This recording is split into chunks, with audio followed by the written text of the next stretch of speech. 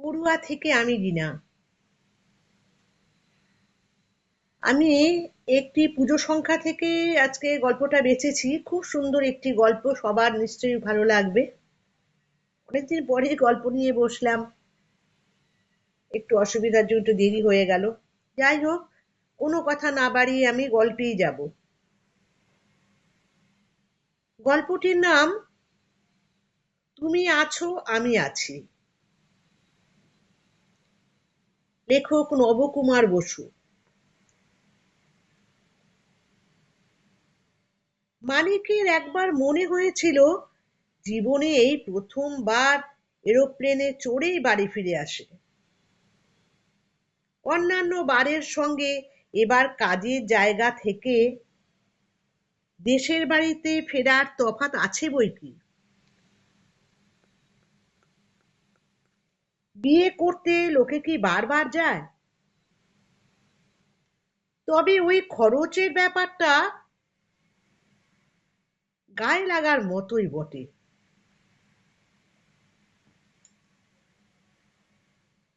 Ordinary sleeper কোচে এখনো 700 টাকায় শিলচর শিয়ালদার এক পিঠ হয়ে যায়। এসি 3 টায়ার হলে ওটাই আবার 1300-র মতো পড়ে। এখন নভেম্বর মাসে তার কোনো দরকারই নেই। তবে ওই মাঝখানে বাংলাদেশ ঢুকে যাওয়ার সময়টা বড্ড বেশি লেগে যায়। প্রায় 2টো রাত আর একটা দিন। উপায় নেই, ট্রেনকে ঘুরে ঘুরে আসতে হয় ত্রিপুরা, মণিপুর, নাগাল্যান্ড হয়ে, তারপর বিহার। মানে হিসাব করে দেখেছে,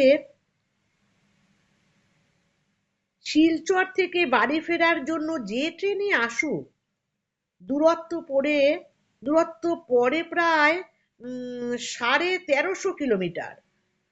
তবে একবার শিয়ালদা পৌঁছে গেলে মগরাহাট আর কতটুকু। ডায়মন্ড হারবার লোকালে 1 ঘন্টারও কম। প্লেনে উড়ে আসার সুবিধে সেখানে, যাক সে আর বলে কি লাভ আছে। সময় হলে কোনোদিন হবে হয়তো।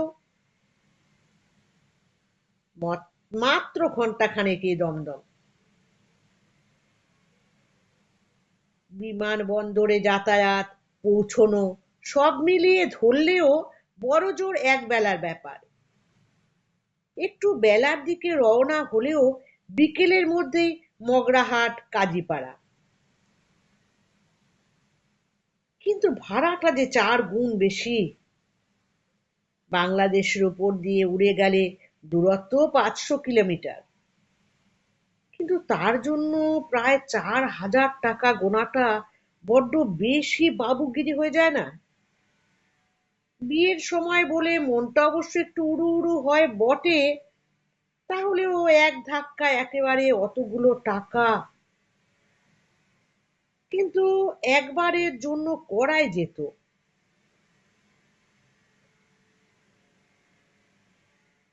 রূপা তো মোবাইল ফোনে একেবারে সোজা বলেই দিল, তোমার মাথা খারাপ নাকি? কোনো দরকার নেই বাপু তোমার এরোপ্লেনে চড়ে আসার। রূপা বরাবর ওই রকমই, প্র্যাকটিক্যাল দিকটা আগে ভাবে। সুতরাং এরোপ্লেন শুনে নিশ্চয় খরচের কথাটাই আগে ওর মনে এসেছে। দরকার আছে না নেই সে কথাটা ওর মাথাতেই আসেনি। কিংবা দরকারটা যে কেন, কি জন্য, সে কথাটাই বা ওকে বোঝাবে কি করে? মুড ব্যাপারটা কি বলে বোঝানো যায়? তা সত্ত্বেও মানিক বলেছিল, আহা হা, দরকারটা কি সব। রূপা তারপরেও বলল, তা নয় তো লোকে এরোপ্লেনে আসবে কেন? কতটা সময় বাঁচবে হিসাব করে দেখো। 2.5 সপ্তাহ তো ছুটি পেয়েছো, সময় বাঁচিয়ে কি হবে? সকালে রওনা হয়ে বিকেলে কাজীপাড়া,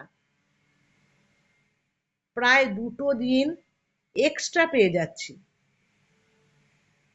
আহা, এখন থেকে 2 দিন আর এক্সট্রা পেয়ে লাভ কি? বাকি জীবনটাতে তো।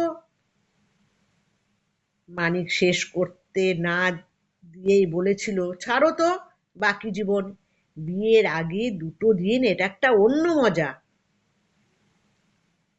রূপাও যেন একটু রহস্য করে বলল, অন্য মজা কেন? জানো না বুঝি? বিকেলে বাড়ি পৌঁছে গেলে সন্ধে বেলাতে দুলে বাড়ির আট চালায় তোমার সঙ্গে ঢং। আট চালায় আর যাবো কেন, ঘরেই তো উঠছি। তার মধ্যেই তো গিয়ে পৌঁছনোর 2 দিন, আর বিয়ে প্লাস বাসি বিয়ে 2 দিন, 4 দিনের উপোস। প্লেনে করে উড়ে গেলে অন্তত 2 দিনের খিদে মেটানো যেত নাকি? চুপ করো তো। শোনো মানিক বাবু, 2 দিনের খিদে মেটাতে 3,000 টাকা এক্সট্রা খরচ বড্ড বাড়াবাড়ি হচ্ছে না?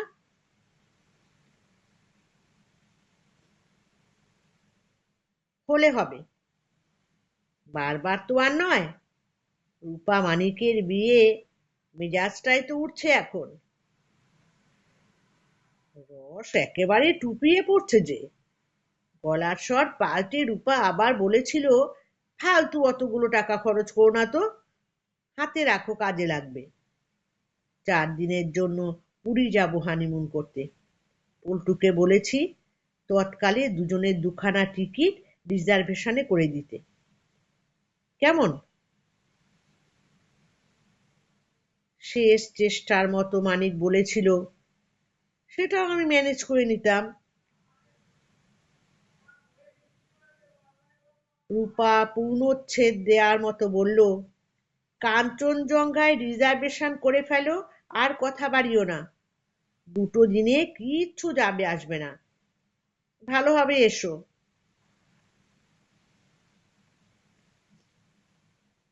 সেই ট্রেনেই এখন দুলুনির সঙ্গে ভাবনার জাল বুনতে বুনতে মাঠ ঘাট জঙ্গল গাছপালা পেরিয়ে ছুটে চলেছে মানিক। মাঝে মাঝে গতি কমছে বাড়ছে, তাছাড়া উপায় বা কি? শিলচর গুয়াহাটি লাইনটা দিনের বেলা রীতিমতো ব্যস্ত। দূরত্ব নেহাত কম না। বেলা 11:30টায় শিলচর ছেড়ে পুরো বাংলাদেশ বর্ডার পার করতে করতে উত্তরে উজানে আসতে অন্ধকার নেমে এসেছে। 3 টায়ার ট্রেনের জার্নি অবশ্য খারাপ লাগছে না। সহযাত্রীরা ঝামেলাবাজ লোক না, মধ্যবিত্ত গৃহস্থ মানুষ। বাপ মা, কিশোর কিশোরী ছেলে মেয়ে, আর এক প্রৌঢ়ার সঙ্গে মানিক দিব্যি মিশে গেছে। প্রথম প্রথম একটু আড়ষ্ট হয়ে থাকলেও গুয়াহাটি পৌঁছনোর আগে থাকতেই মানিক যেন পরিবারভুক্ত হয়ে গেছে। ভালোই হয়েছে। এখনো প্রায় পুরো 1 দিনের জার্নি।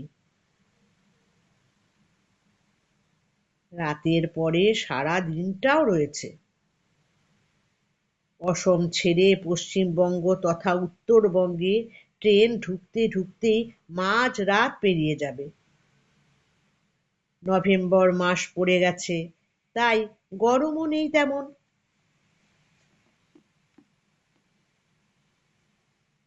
টুকটাক কথা হতে হতে আলাপ পরিচয়। ওরা অবশ্য শিয়ালদার আগে রানাঘাটে নেমে থাকেন। শিলচরে ভদ্রলোক কাজ করলেও রানাঘাটেরই বাসিন্দা। পৈতৃক বাড়ি আছে, সুযোগ পেলেই সপরিবারে ঘুরে যান। ট্রেন লেট না করলে সন্ধে নাগাদই পৌঁছে যাবেন। এখনই অবশ্য গাড়ি 1 ঘন্টা 10 মিনিট লেট রান করছে। রাতে মেকআপ করে নেবে। একই তো দেশ ছিল, মাঝখানে বাংলাদেশ ঢুকে গিয়ে জার্নিটা ডবল হয়ে গেল। বাইরে আধার গাঢ় হতেই পরিবারের টিফিন ক্যারিয়ার, লুচি, আলুর তরকারি, আচার, লাড্ডু। মানিক অবিবেচক নয়, আপনারা ভালো করে বসে খাওয়া দাওয়া সারুন, আমি প্যাসেজে কিছুক্ষণ। না না, তাই কখনো হয়? একসঙ্গে যাচ্ছি, আমাদের সঙ্গে একটু খেলে কি মহাভারত অশুদ্ধ হয়ে যাবে? আমারও তো খাবার আছে সঙ্গে, চিড়ের পোলাও আর কুচো গজা। থাক না, আমরা না হয় 1 চামচ নেব ওখান থেকে। ফ্যামিলি ওয়েস্ট বেঙ্গলে বুঝি? ডায়মন্ড হারবার? তাহলে তো আবার শিয়ালদা থেকে শিলচরে একলা একলা থাকেন আপনি? ওহো হো, তাই নাকি? এ তো দারুণ খবর, শুভ সংবাদ। বউ কি ডায়মন্ড হারবারেরই? অসম বিশ্ববিদ্যালয়ে চাকরি? সে তো দারুণ ভালো। সেন্ট্রাল গভর্নমেন্টের স্কেল, নন টিচিং স্টাফরাও কত ওয়েল টু ডু। আর একটা লুচি নিন, কম পড়বে না। খাওয়া দাওয়া মিটতে 9:30। দুরুনির সঙ্গে সঙ্গে গাড়ির গতিও বুঝি সত্যি বেড়েছে। শরীর এবার পা টান করতে চাইছে। থিয়েটারের মাঝখানের বার্থটা অন্য যাত্রীর পড়লেই বিপদ। কিন্তু না, মানিক তো এখন প্রায় পরিবারেরই সদস্য। মুখোমুখি 3-3-6 মধ্যে কোনো একটা বার্থেই তার অসুবিধে নেই। স্বাভাবিকভাবে একদিকের ওপরের বার্থটা নির্দিষ্ট হলো। চাদর বালিশ তো ছিলই, ঘর গেরস্থালির কথা, গল্প গাছা। খুব বেশিক্ষণ আর জমে না। রানিং ট্রেনে যাত্রীরা শুয়ে পড়তে চাইবে। চাকার ঘর্ষণের শব্দ, গতির দোলা, ছোট টুনি বাল্বের নীল আলোয় আস্তে আস্তে যাত্রী কলরব মিলিয়ে এলো।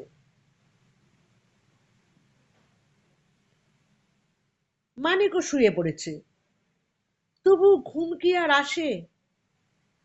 3 দিন পরে যার মগরাহাটের কাজীপাড়ায় বিয়ের পিঁড়িতে। রূপার সঙ্গে দেখা সাক্ষাৎ, তাও তো নয় নয় করে বছর 3 তো হয়েই গেল। ট্রেনেই আলাপ।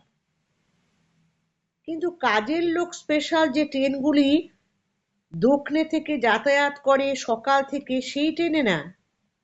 কেননা সেই ট্রেনের ভিড়ে আলাপ শব্দটাই অবান্তর। মানুষ বাধ্য হয়ে যাওয়া আসা করে অমানুষের মতো। অথচ ওই ট্রেনে উল্টো দিকের যাত্রা, অর্থাৎ সকালের দিকে শিয়ালদা থেকে দক্ষিণে, অথবা এবং বিকেল সন্ধ্যের দিকে ডায়মন্ড হারবারের দিক থেকে কলকাতায় হাওয়া খেতে খেতেই যাতায়াত করা যায়। কপাল গুনে মানিকের চাকরি তখন একটা এলেবেলে খবরের কাগজের কলকাতা অফিসে। কিছু একটা করতে হবে বলেই করা। মগরাহাট থেকে বিকেল বেলা ট্রেন ধরতো। কাজ সেরে ভোরের প্রথমে ডায়মন্ড হারবার লোকালে বাড়ি।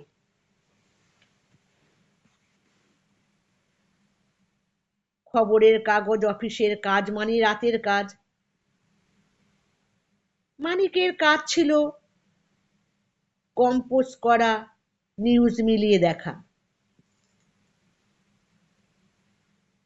কোনো কোনো দিন রাত 11:40 লাস্ট ট্রেন ধরেও ফিরতে পারত। সরকারি চাকরির ফল বেরোনোর অপেক্ষা করত। রূপা সর্দারেরও কাজ ছিল সন্ধে 6টা থেকে রাত 9:30। তিলজলা বস্তিতে অ্যাডাল্ট এডুকেশন টিচার, টেম্পোরারি চাকরি। স্কুল চললে ভবিষ্যতে মাস্টারনির কাজ পেতেও পারে, তখন সরকারি স্কেল হবে। 2-3 দিন রেল স্টেশনে দেখা হওয়ার পরই আলাপ হয়ে গেল। মানিক একটু শান্তশিষ্ট হলেও রূপা দিব্যি সপ্রতিভ। মোটামুটি ফাঁকা বিকেলের লোকালে কাছাকাছি বসতে বসতে রূপা বলল, ভালো সময়ে কাজ করেন তো, রোজ দেখি 4:57 ধরেন, কোন অফিস? মানিক লাজুক উত্তর দিল, ওই একটা খবরের কাগজে।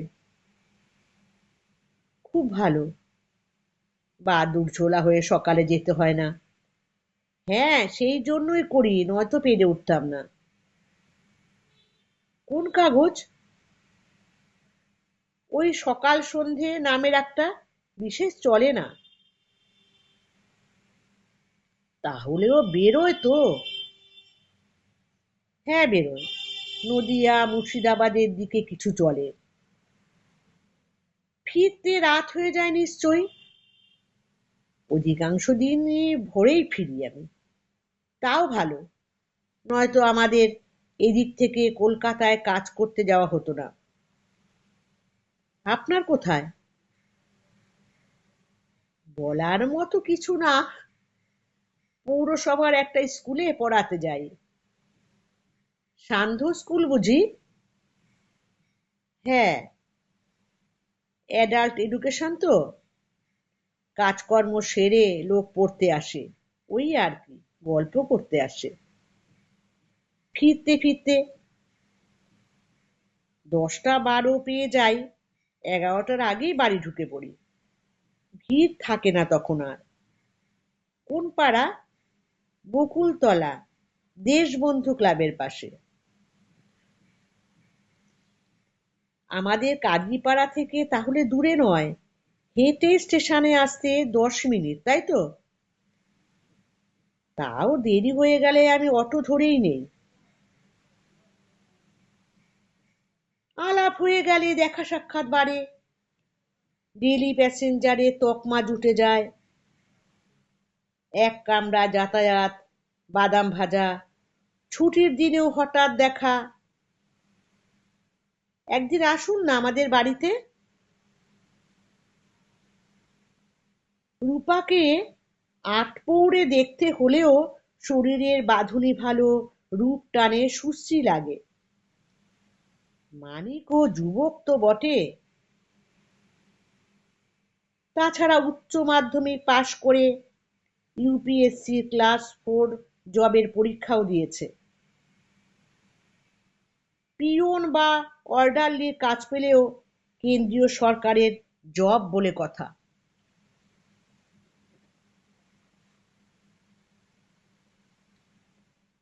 চাকরিকে চাকরিতে নির্দিষ্ট পদের ছাপ না দিয়েও বলা যায় অফিস অ্যাসিস্ট্যান্ট। বাংলা ইংরেজিতে ভালো ছিল মানিক। রূপার সঙ্গে দেখা সাক্ষাৎ যাতায়াতের বছরখানেকও কাটেনি, মানিক একদিন সুসংবাদ পেল। ততদিনে অবশ্য সম্পর্কের আড়ষ্টতা কমেছে, পাড়াতুতো সম্পর্কের মতো তুমি তুমি সম্বোধন শুরু হয়ে গেছে। আবার মফস্বলী বন্ধুত্বের মধ্যে বেপাড়ার ঈর্ষাজনিত জটিলতার মুখোমুখিও তেমন হতে হয়নি মানিককে। কেননা তখনও তো ওদের মধ্যে সম্পর্কের নির্দিষ্ট অঙ্গীকার কিছু ছিল না। কমন বন্ধু বান্ধবও ছিল। সম্পর্কের মোড় ঘুরে গেল মানিকের ঘোষণার পরে। নিত্যদিন একই বগিতে যাওয়া দুজনের, নেহাত ছুটি আর কামাই না করলে রোজই দেখা হয়ে যায়। কি গল্প, কি কথা হয় তার কিছুই ঠিক থাকে না। তবু তার মধ্যে দিয়ে কত কিছু জানা হয়ে যায়। দেখা না হলে ফাঁকা লাগে। মানিক বলল, এই চাকরিটা আর করবো না রূপু। তাই নাকি? রূপা ঘাড় কাত করে তাকালো। ভালো কাজ পেয়েছো? ইউপিএসসির পরীক্ষায় বসেছিলাম তো আমি, সিলেক্টেড বলে ভবানী ভবনে ডেকেছে। তার মানে তো সেন্ট্রাল গভর্নমেন্ট। কিসের চাকরি? কোথায় পোস্টিং? কবে জয়েন? রূপার গলায় উত্তেজনা টের পেয়ে মানিক বলল, অফিস অ্যাসিস্ট্যান্ট। কবে কোথায় এখনো জানি না।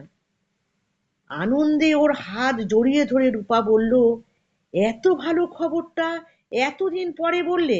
বোকা কোথাকার। এই বোকা শব্দটাই বোধহয় মানিকের ভেতরে কিছু একটা ঘটনা ঘটিয়ে দিল। আর পরের দিনই রূপার সাজ পোশাকে বেশ একটা অন্যরকম ঝকঝকে খুশির ছাপ দেখে ও নিজেকে যুবক বলে আবিষ্কার করলো। তারপর তো আর 10-12 দিনের ব্যাপার। ভাবনার সঙ্গে সঙ্গে শরীরের ভাষাতেও আন্তরিকতা। অসম বিশ্ববিদ্যালয়ে চাকরি মানিকের। শিলচরে ঘর ভাড়া করে থাকতে হবে। প্রথম 3 মাস স্টাফ কোয়ার্টার পাবে। তারপর নিজের ব্যবস্থা গুছিয়ে নিতে হবে। ক্যান্টিনে খাওয়া দাওয়া। মাইনের স্কেল এর থেকে বেশি কি মানিক নিজেই কোনোদিনও ভাবতে পেরেছিল? 3 বছর পরে পার্মানেন্ট। তখন মাইনেও বেড়ে যাবে। বছরে 2বার মানিক ছুটিতে মগরাহাট ঘুরে যেতে পারবে। কত আগাম কথাবার্তা যে হয়ে গেল। কলকাতা রেল স্টেশন থেকে মানিকের বাবা আর বোনের সঙ্গে রূপাও এসেছিল ওকে গুয়াহাটি ট্রেনে তুলে দিতে।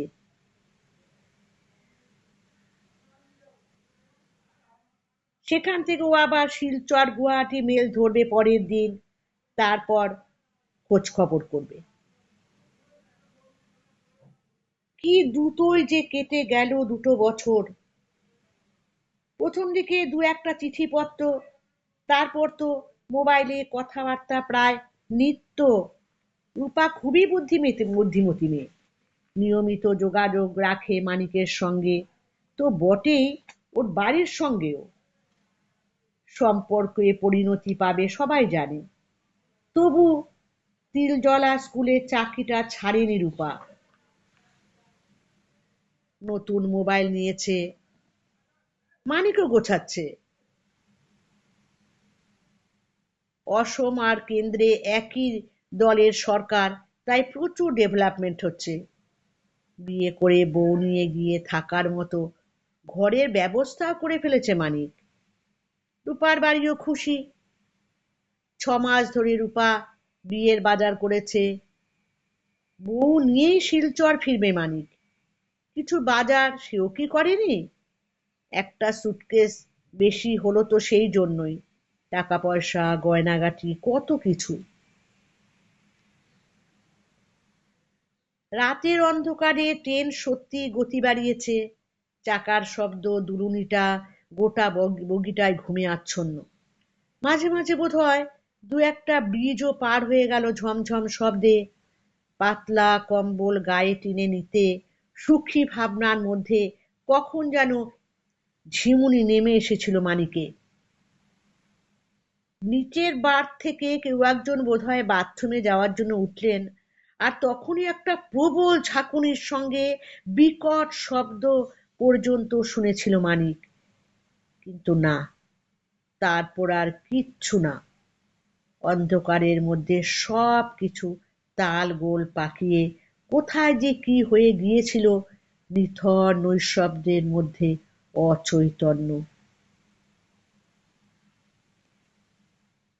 বাড়িতে সাদা কালো টেলিভিশনে খবর শুনে আর ছবি দেখে স্তম্ভিত হয়ে গেল রূপা। হাত পা অবশ হয়ে গেল। শিলচর থেকে আসা ওই কাঞ্চনজঙ্ঘা ডাউন 56-39-এই তো মানিক আসছে। বারবার দেখাচ্ছে ব্রেকিং নিউজ বলে। নলবাড়ি আর বরপেটা রোড, এর মধ্যে মালগাড়ির সঙ্গে সংঘর্ষ, 11 জনের প্রাণহানি, 56 জন আহত।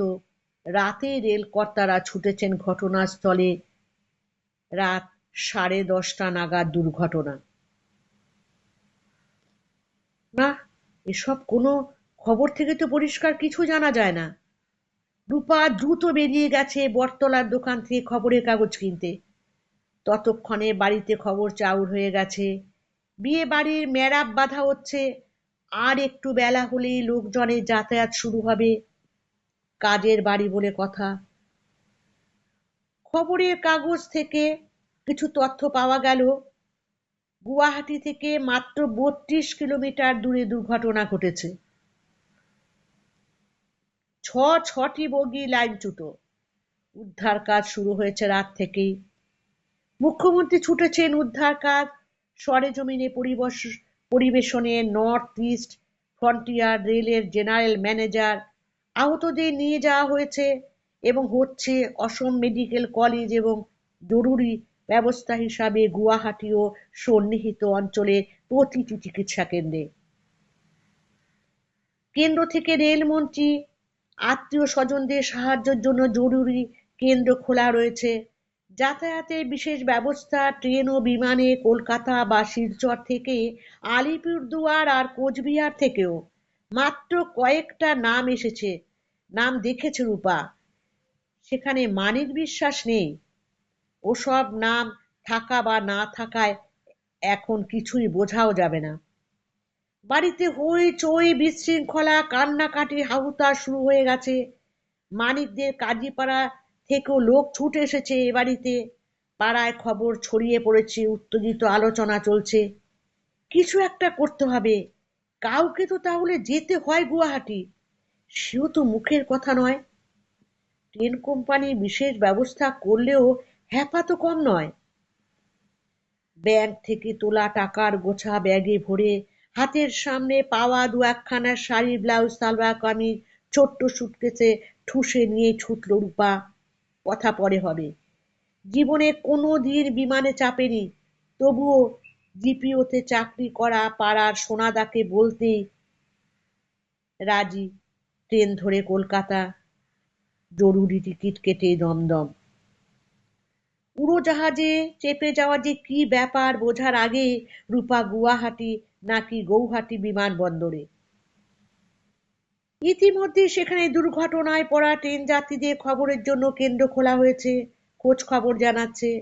রূপা একা, কিন্তু কাউকে কিচ্ছু বলে দিতে হচ্ছে না ওকে। ভেতর থেকে কেউ যেন ঠেলে দিচ্ছে, সাহস যোগাচ্ছে।